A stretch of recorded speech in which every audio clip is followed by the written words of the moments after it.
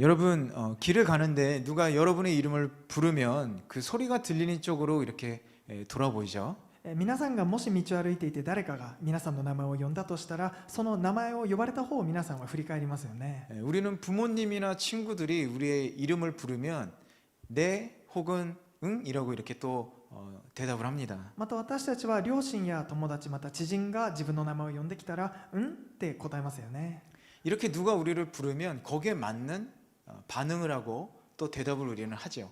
このように誰かが私たちのことを呼んだら、私たちはその呼ばれたことに対して適切な反応とか答えを返すようになってますね。 이처럼 우리는 성도인 우리는요 하나님의 부르심에 반응하고 대답하는 사람들이라고 할 수 있습니다. このように生徒である私たちというのは、神が呼ばれること、飯に反応する人々だ、答える人々だということができますね。 하나님의 부르심은 크게 두 가지로 볼 수가 있습니다. このように神の飯、呼んでくださるということには大きく2種類に分けることができます。 첫 번째는 구원에 대한 부르심이고 두 번째는 복음에 대한 하나님의 부르심이라고 볼 수 있습니다. 一つ目は救いについての神からの飯、二つ目は福音についての神からの飯です。 두 번째 하나님의 부르심은 우리는 또 소명이라고도 얘기하죠. この二つ目、福音についての神の飯のことを私たちは召される命と書いて証明って言いますね。 오늘 본문 말씀을 통해서 이 두 가지 하나님의 부르심에 대해서 한번 같이 알아보도록 하겠습니다. 今日のこの御言葉を通して私たちはこの2つの神からの飯について分かち合っていきたいと思います。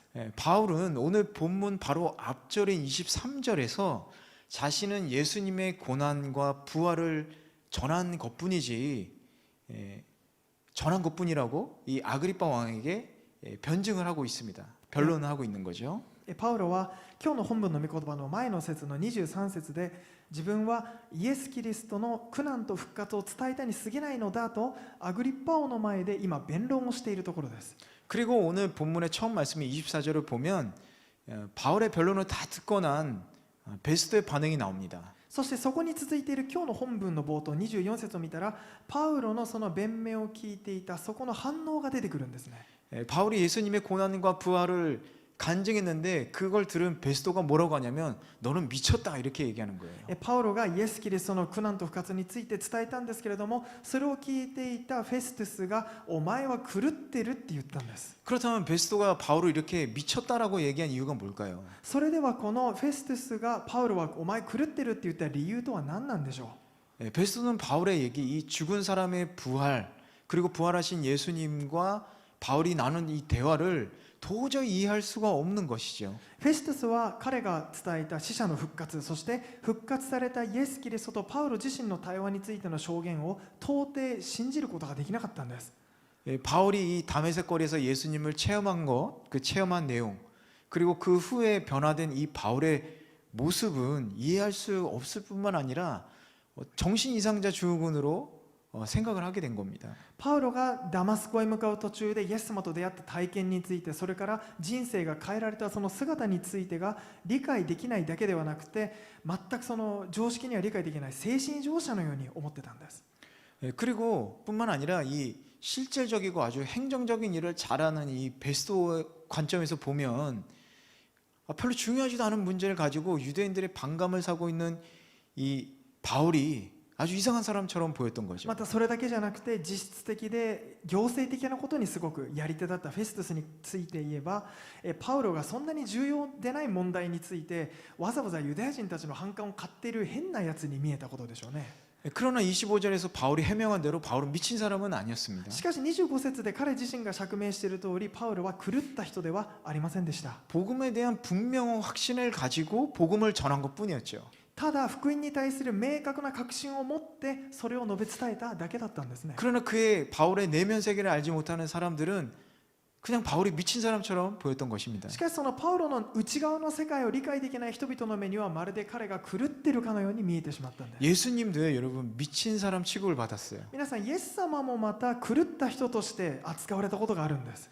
그래서 그분을 증거하고 있는 이 바울도 같은 취급을 받고 있는 なの 겁니다. でそのイエス様のことを証言しているパウロ自身もまた同じ誤解を受けているんです。 사실 이 영적 분별력이 없는 그런 불신자들에게는요, 예수 그리스도의 복음을 전하는 사람들은 미친 사람처럼 보이는 게 당연합니다. 事実霊的な分別力を持ってない信じない人たちにとってはイエス様の福音を伝える人々がまるで狂っているかのように見えるのは当然のことです。 그래서 바울은 고린도전서 1장 18절에서 이렇게 얘기합니다. なのでパウロは第一コリントの1章18節でこのように証言しています。 십자가의 말씀이 멸망당하는 사람들에게 어리석은 것이나 구원받은 우리에게는 하나님의 능력입니다. 十字架の言葉は滅びる者たちには愚かであっても救われる私たちには神の力です。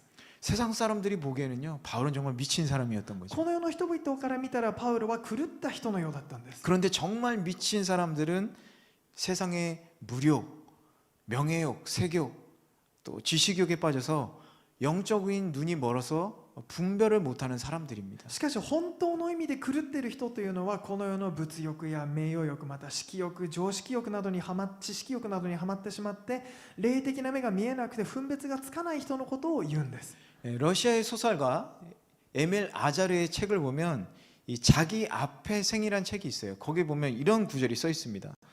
ロシアの小説家のエミール・アジャールという人の書いた本の中にこれからの一生という本があるんですがその中にこのような一節が書かれています。 미친 사람들만이 생의 맛을 알 수 있어. 狂いし者たちだけが生を味わうことができるのだ。 깊이 미쳐 있어야 볼 수 있는 세계가 있다라는 겁니다. これはつまり深くはまり込んで狂ってみてこそ見える世界があるということです。 여러분 열정이란 이 집중하다, 몰입하다, 미치다 이런 뜻이 있어요. 皆さん情熱という言葉には集中するとか没入するとかまた狂うという意味があります。 일에 미쳐서 열심히 하는 것을 영어로 enthusiasm이라고 얘기를 합니다. 仕事に狂って没頭するということを英語で enthusiasm と言いますね。 이 단어는 엔테오스라는 히라보에서 이렇게 만들어진 단어예요. この単語はエンテオスというギリシャ語から作られた言葉なんです。 엔은 들어간다는 뜻이 있고 테오스는 신이라는 뜻이 있어요. エンとは入るという意味があってテオスは神という意味があるんです。 무슨 뜻이냐면 이 미친다라는 것은 어떤 일에 신들려서 영적인 그 영감의 경지에 들어간다 이런 뜻이 있는 거죠. どういうことかというと狂うというのはあることに取りつかれてまるで神的な境地インスピレーションの境地に入ってしまうということを言ってるんです。 즉 미친다 뭔가 이렇게 깊이 빠져 들어간다라는 뜻이에요. つまり狂うというのは何か深くあることにはまり込んでいくということを意味するんです。 그런데 깊이보다 중요한 게 뭐냐면요, 여러분 깊이 있게 빠져 들어가는 것도 중요하지만 빠져드는 것보다 더 중요한 건 방향이에요. し 방향. かしこの深くはまり込むこともいいんですがその深さよりも重要なのはそのはまる方向です。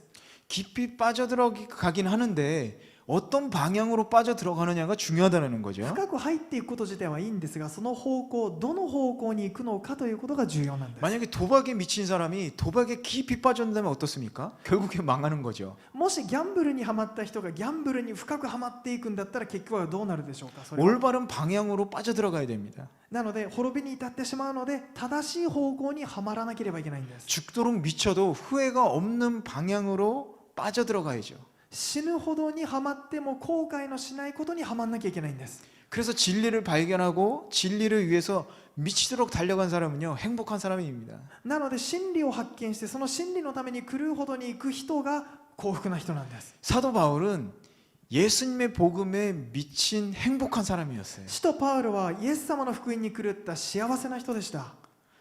그렇습니다. 우리가 예수 그리스도에게 미친다는 것은 바로 이와 같이 행복해진다라는 거예요. そうです。私たちがイエス・キリストに狂うというのはまさにその幸せになるということなんです。 우리의 인생 행복해지는 건요 많은 지식이 있어서가 아닙니다. 私たちの人生の幸せは多くの知識があるからなされるのではないんです。 사회에 높은 지위가 있다고 되는 것이 아니에요. 社会的な地位があるからでもないんです。 많은 돈을 갖고 있다고 해서 행복해지지 않습니다. 多くのお金を持ってるからといっても幸せにはなれません。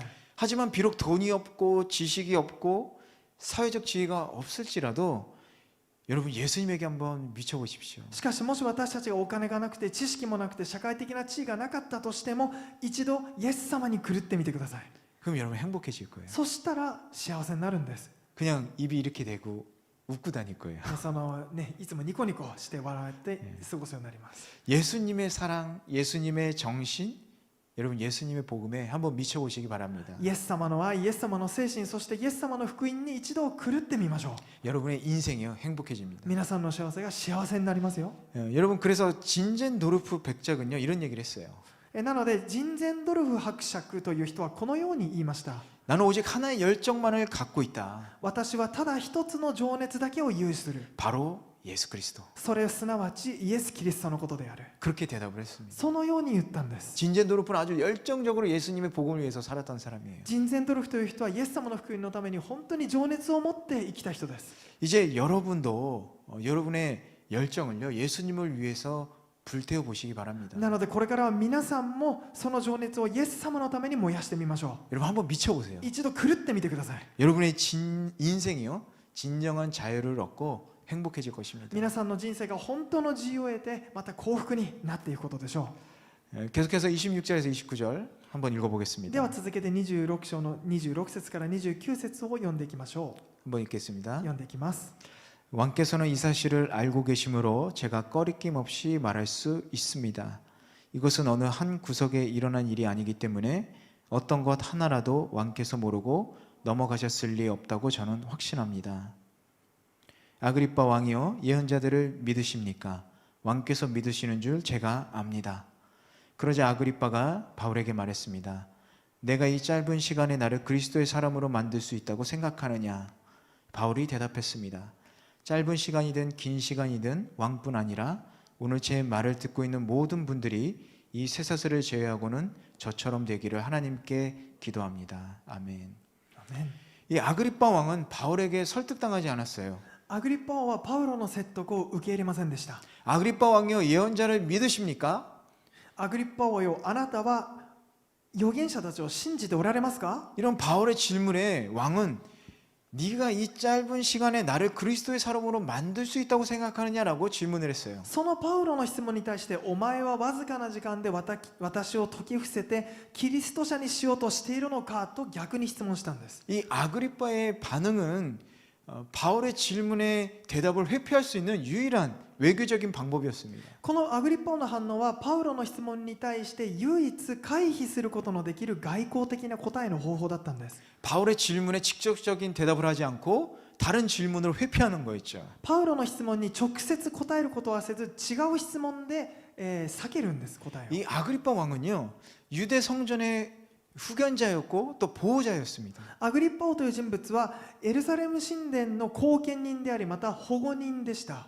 대제사장의 임명권을 가지고 있었어요. そして大祭司の任免権も持っていたんです。 그런 왕이 예언자들을 믿지 않는다라고 하면 어떻겠습니까? そんな王様が預言者なんか信じないって言ったらどうなるでしょ 백성들을 예언자를 믿는 백성들을 모욕하는 것이고 또 대제사장들 그리고 성전을 부정하는 일이 되는 거죠. う。それは預言者たちを本当に信じているユダヤ人の民を侮辱して、また大祭司そして神殿を否定することになってしまうんです。 그렇다고 해서 아그리빠 왕이 나는 예언자를 믿습니다라고 대답할 수도 없었어요. かといってアグリッパ王は預言者を信じますとも答えられなかったんです。 오늘 본문의 앞에 구절인 22절하고 23절을 보면 이렇게 써 있습니다. 今日の本文の前の節である22節23節を読むとこのように書いています。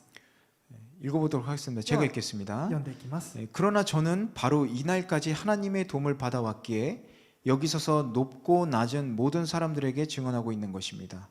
저는 모세와 예언자들이 앞으로 일어나리라고 예언한 것 외에는 아무것도 말하지 않았습니다. 日本語で読んでいきます。このようにして私は今日に至るまで神の助けを受けながら固く立って小さいものにも大きいものにも証しをしています。そして話してきたことは預言者たちやモーセが後に起こるはずだと語ったことに他なりません。すなわちキリストが苦しみを受けること、また死者の中から最初に復活し、この民にも異邦人にも光を述べ伝えることになると話をしたのです。 23절 그것은 그리스도께서 고난을 당하셔서 죽은 사람들 가운데 가장 먼저 부활하심으로 이스라엘 백성과 이방 사람들에게 빛을 선포하시리라는 것입니다. 23節すみません、もう読みました。 바울은 이미 그 메시아에 관한 선지자들의 예언을 언급하면서요 죽은 자들 가운데서 부활하심으로 그 예언을 성취하신 분이 바로 예수 그리스도라는 사실을 지금 말했습니다. パウロはすでにメシアに関する預言者たちの預言についても語っていて、死者の中から復活することによって預言者たちの預言を成就した方がまさにイエス様なんだということを語っていました。 그렇기 때문에 이 아그리빠가 바울의 질문에 대해서 그래 나는 예언자들을 믿어 그렇다 이렇게 대답을 하면요 바로 예수님을 메시아로 인정하는 게 되는 거예요. なのでアグリッパがパウロの質問に対して分かったその通りだ信じるよと言ってしまったら、イエス様がメシアであることを彼は認めることになってしまうんです。 뿐만 아니라 바울을 미친 사람 취급한 베스토의 입장을 난처하게 만드는 겁니다. またそれだけじゃなくてパウロを狂った人として扱っていたフェストスの立場も悪くしてしまうことになってしまいます。 그렇기 때문에 베스토는요, 아그리파 왕은요, 중립적인 대답을 할 수밖에 없었던 거예요. なのでアグリッパ王は中立的な答えしかできなかったんです。 여러분 어떤 사람이든지 구원에 대한 하나님의 부르심을 경험하게 됩니다. どんな人でも福音についての神からの召を経験するようになるんです。 베스토, 아그리파 왕도 마찬가지죠. フェストゥスもアグリッパ王もまた同様でした。 하나님께서는 모든 사람들의 죄를 용서하기 위해서 구원의 자리로 부르고 계시는 거예요. 神様はすべての人の罪をお許しになるために救いの場へと私たちを呼んでくださっているんです。 그런데 많은 사람들이 그 구원에 대한 부르심에 하나님의 부르심에 응답하지 しかし 않습니다. 多くの人々はその神様からの召しに応えることはしません。 아그리파 왕은 이렇게 얘기합니다. 내가 이 짧은 시간에 나를 그리스도의 사람으로 만들 수 있다고 생각하느냐? アグリッパ王はこう言いましたよね。お前はわずかな時間で私を年き伏せてキリスト者にしようとしているのか。 결국 그리스도인이 되지 않겠다라고 말하는 거죠. つまり彼はキリスト者にはならないと答えたんです。 그러자 바울이 뭐라고 얘기합니까? 곧 바로 그 아그리파의 왕의 말을 받아치죠. そこからパウロは何て言ったでしょうか。そのアグリッパ王の答えの後ですね。 이렇게 29절에서 얘기합니다. 함께 읽겠습니다. それではここから29節を読んでいこうと思います。 바울이 대답했습니다. 짧은 시간이든 긴 시간이든 왕뿐 아니라 오늘 제 말을 듣고 있는 모든 분들이 이 쇠사슬을 제외하고는 저처럼 되기를 하나님께 기도합니다. 이 말씀은 복음을 받아들일 것에 대한 직접적인 호소였었습니다. この言葉は福音を受け入れることに対する直接的な訴えかけでした。 아그리빠가 적은 말이든 많은 말이든 몇 분이든 몇 시간이든 몇 달이 걸리든 그것은 중요하지 않았어요. アグリッパ王が少しの時間、少しの言葉で信じたとしても、また多くの言葉で信じても、何分かかっても何時間でも、あるいは何ヶ月かかっても、それはパウロにとって重要なことではなかったんです。 아그리빠와 그곳에 있는 모든 사람들이 언젠가는 믿어야 된다라는 겁니다. つまりアグリッパ王もそこにいる全ての人もいつかは信じなければいけないということなんです。 여러분 이 상황을 한번 상상해 보세요. 皆さんこの状況を一度イメージしてみてください。 바울은 이 상황 속에서 지금 손과 발이 이렇게 쇠사슬에 묶여 있습니다. パウロは今鎖で手と足をつながれて、またつながれているんです。ずっと 그러면서 그걸 보여주면서 사람들에게 얘기하고 있는 거예요. そしてその縛られた手をみんなに見せながら話してるんです。 여러분이 이 쇠사슬을 제외하고는 여러분이 나처럼 되기를 바랍니다. 미나상- 하나님께 기도합니다. 皆さんはこの縛られている鎖の自分は別として、みんな私のようになってくれるということが本当の祈りなんです。 저는 이 장면을 생각하면요 너무 마음이 울컥하고 마음이 아픕니다. 私はこの場面を思い浮かべると本当に心が痛くて涙が出そうになります。 같은 동족인 유대인들에게 핍박당하고 매맞고 또 로마인들에게 조롱을 당합니다. 彼は同じ民族であるユダヤ人から迫害され、また鞭を打たれて、一方でローマ人からはあざけられるんです。 그런데도 바울은요 왕과 유대 지도자들 베스토까지 모두 구원받기를 바라고 있는 거예요. しかしパウロは王様もユダヤの指導者たちも、またフェストゥスまでも救われることを願ってたんです。 바울은 결코 자신처럼 지도자들이 그들이 결박당한 죄수가 되기를 원치 않는다고 얘기합니다. パウロは結局自分自身を苦しめる指導者たちが自分のように縛り上げられた囚人になることは望んではいなかったと言っているんです。 이 쇠사슬을 제외하고는 저처럼 되기를 하나님께 기도합니다. この鎖は別として皆私のようになってくれることが私の祈りです。 우리 가운데 누가 과연 바울처럼 이렇게 얘기할 수 있을까요? 私たちの中に一体誰がこのパウロのように言うことができるでしょうか。 바울이 말하는 저처럼은 어떤 사람입니까? でまたパウロの言う私のようにというのはどういう人のことなんでしょうか。 예수 그리스도를 믿고 구원받은 사람이죠. それはイエス・キリストを信じて救われた人のことです。 예수 그리스도로 인해서 죄사함 받아서 자유롭게 된 사람을 말합니다. またイエス・キリストによって罪を許されて自由とされた人のことを言うんです。 영의 눈으로 진정한 생명을 바라볼 줄 아는 행복한 사람이 바로 바울과 같은 사람인 거죠. また霊的な目で誠の命を見ることを心得ている幸せな人こそがまさにパウロのような人なんです。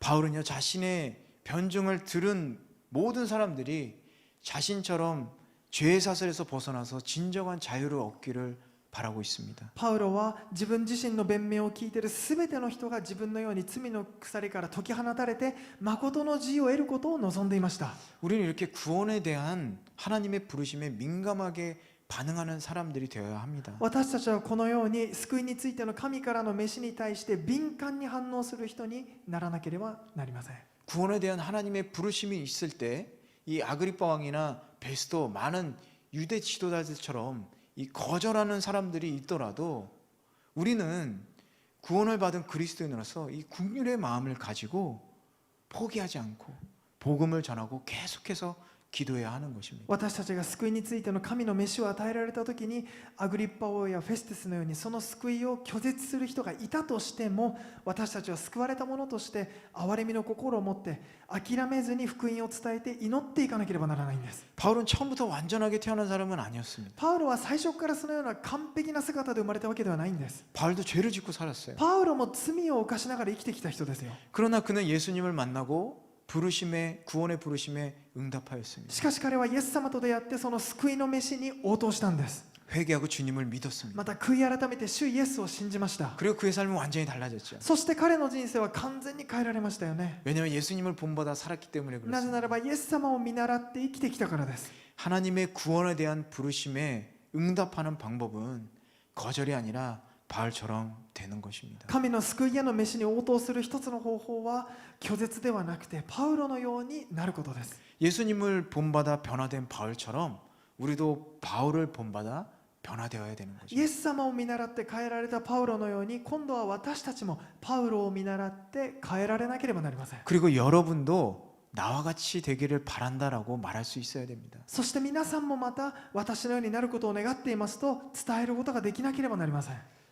저는 여러분이 저와 같이 되기를 바라지는 않지만 이 세상에서 그리스도인으로서 하나님의 선한 영향력을 미치는 사람이 되기를 바랍니다. 私自身は皆さんが私個人のようになることを望んでいるわけではありませんが皆さんがキリスト者として神の良き影響力を与える人になってほしいと願っています。 여러분 그럴 때 진정한 그리스도인으로서 거듭나게 되는 것입니다. その時に誠のキリスト者として生まれ変わることができるんです。 우리 모두가 그런 진정한 그리스도인이 되기를 간절히 축원합니다. 私たちすべてがそのような誠のキリスト者となりますように切に祝福いたします。 아멘.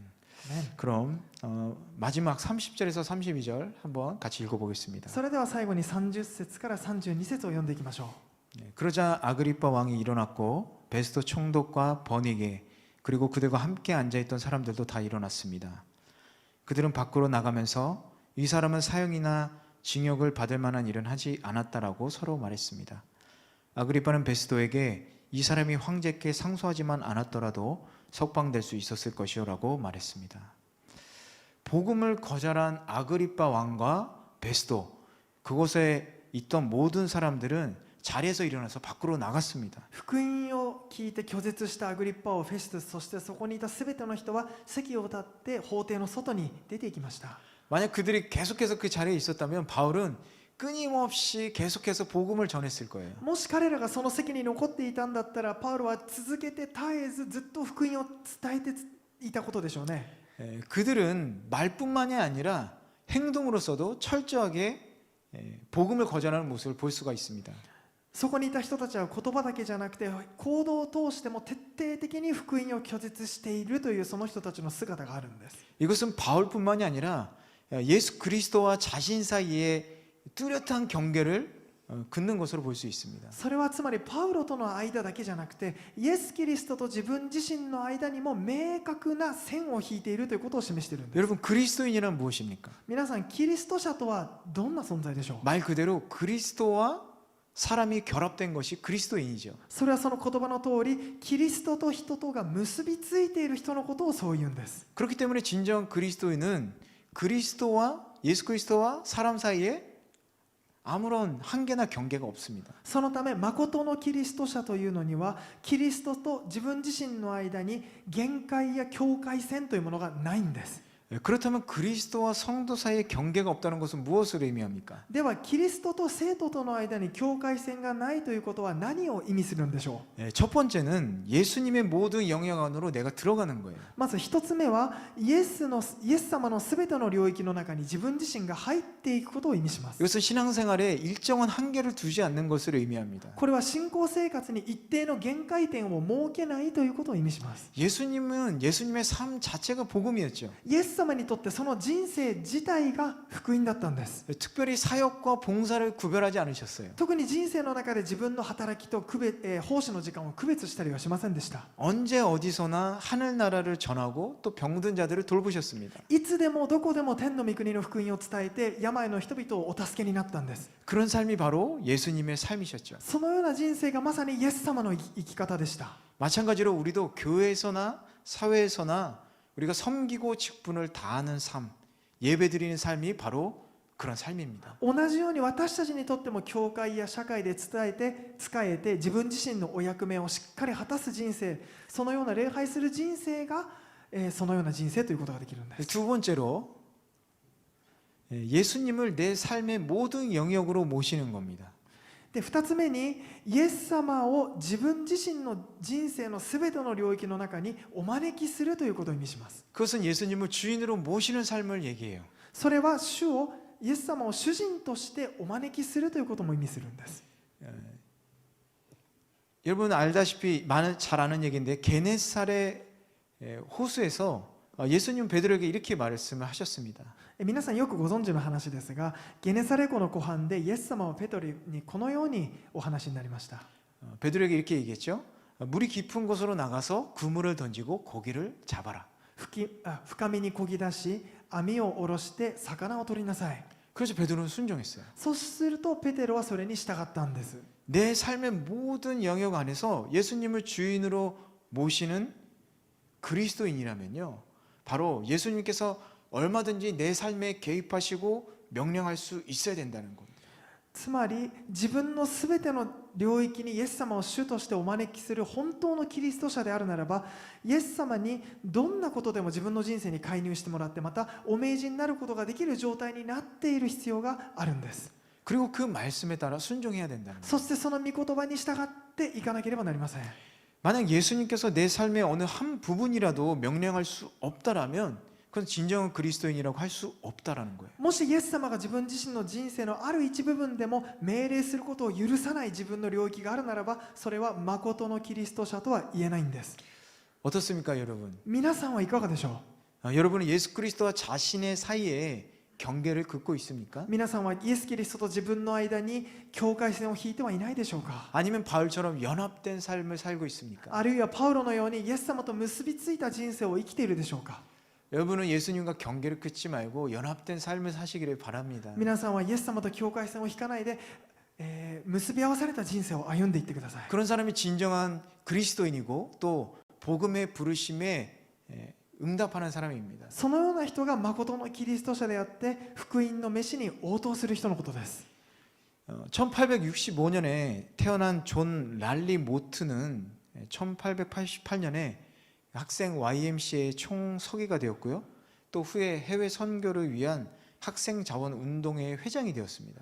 1865年に誕生したジョン・ローリー・モットという人物は1888年に学生 YMCA の総長となって、その後では海外宣教のための学生支援運動の会長になった人ですね。 세계적으로 유명한 선교사 정치가였습니다. 彼は世界的に有名な政治家でした。 일생 동안 믿는 자들과 교회의 일치를 위해서 전념했다라고 그래요. そして彼は一生の間信じる信者たちと諸教会の一致のために専念した人だと言います。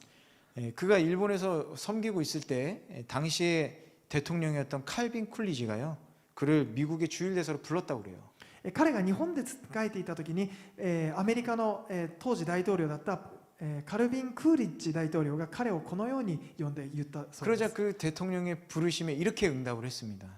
彼がそのアメリカの駐日大使となるように彼を誘ったんですが、その誘いに対してジョン・モットはこのように答えました。 하나님께서 저를 천국의 대사가 되도록 부르셨습니다. 神は私を御国の大使となるようにお呼びになりました。 그 부르심 이래 저는 모든 다른 초청들의 귀를 기울이지 않고 있습니다. その神からの召しが与えられて以来、私は異なる招きに対しては耳を傾けてはいません。 우리는 우리의 삶에서요 하나님의 부르심에 대해서 여러분 어떻게 응답하고 있습니까? では私たちは自分の人生での神の召しにどのように応えているでしょうか。 구원에 대한 하나님의 부르심에 국률의 마음으로 기도하면서 여러분 응답하고 있습니까? 救いへの神の召しに対して憐れみの心を持って祈って応答しているでしょうか。 바울처럼 복음을 전하는 전도자로서 충성되게 응답하고 있습니까? パウロのように福音を伝える伝道師として忠実に応答しているでしょうか。 진정한 그리스도인들은 하나님의 부르심에 반응하고 응답하는 사람입니다. 誠のキリスト者とは神からの召しに反応して応答する人のことを言うんです。 포스트 모더니즘 시대에서 물질적이고 점점 더 세속적인 문화들이 많이 있죠. このポストモダニズムの時代においてですね、物質的でもっと世俗的な文化というものが広がっていますよね。 그리스도인들 사이에서도 가장 강조되는 것은 재정적인 안전과 또 안락한 생활로 보입니다. またこのキリスト者たちの間でさえも最近強調されているのは財政的な安定であるとか安定的な生活のことですよ。 그런데 지금부터 10년 전, 더 전인 뭐 30년 전, 40년 전에도요. 그때 학생들은 성경을 배울 열심을 가지고 기독교 대학으로 들어갔습니다. しかし今から10年前とか30年40年も前の学生たちっていうのは聖書を学びたいという情熱でキリスト教大学に入学したんです。 그리고 그들은 선교 사역이나 또 다른 사회 봉사에도 그들의 삶을 바칠 준비가 되어 있었어요. そして彼らは宣教の働きあるいは他の社会奉仕に対して自分の人生をかける準備ができていたんです。 그런데 오늘날에 이런 일들이 너무 드뭅니다. しかし今日はこのような話はほとんど聞かない話ですよね。 많은 부모들이 말리거든요. なぜならば多くの両親がそれを生かさないようにするからです。 바울처럼 사는 것, 그리스도를 위해 죽어야 하는 하나님의 부르심이란 이제 이 지금 세상에는 맞지 않는 것처럼 보이기 때문입니다. それはパウロのように生きること、あるいはキリストのために死ぬべきその神の召しが今のこの現代社会の時代には合ってないかのように思えてしまうからです。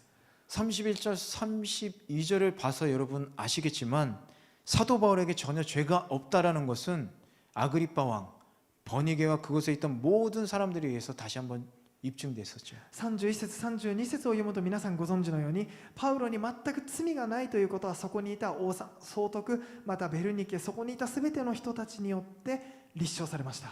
하지만 유대인의 눈치를 살펴야 하는 이 로마 총독 권력자 베스토에 의해서 바울은 다시 풀려나지 못하게 됩니다. しかしユダヤ人たちの視線を気にしているローマの権力者たちによって結局パウロは釈放されませんでした。 이 재판장을 떠나는 왕과 베스토 또 모든 지도자들, 야 하마터면 넘어갈 뻔했네, 이렇게 안도의 한숨을 내쉬면서 이 떠나가는 모습을 한번 상상해 보시기 바랍니다. 法廷を去る王様フェストスとしてユダヤ教指導者たちが危うく騙されるところだったと安堵の息をつく姿をイメージしてみてください。 아, 바울 저 사람 저거 고집만 부리지 않았으면 풀려났을 텐데 참 어리석은 사람이야. パウロあいつはねあんなに頑固にならなかったら今頃釈放されてたのにバカだよな。 이렇게 말하면서 모두 좋은 기분으로 돌아갔을지 모르겠어요. このように言いながらいい気分で帰っていったのかもしれません。 그런데 그런 그들을 바울은요 쇠사슬에 묶인 채 안타까운 마음으로 그들을 이렇게 바라보고 있었습니다. しかしそのように離れていく人々をパウロは鎖につながれたまま心を痛めて見ていたんです。 여러분 보시기에 어떤 사람이 더 안타깝고 불쌍해 보이십니까? 皆さんの目にはこのどちらがより不幸に見えるでしょうか。 여러분 부디 눈을 크게 뜨시고 하나님의 부르심에 응답하는 그런 행복한 사람들이 되시기를 바랍니다. 皆さんの目を大きく開いて神様からの召しに応答する幸せな人となりますように祝福いたします。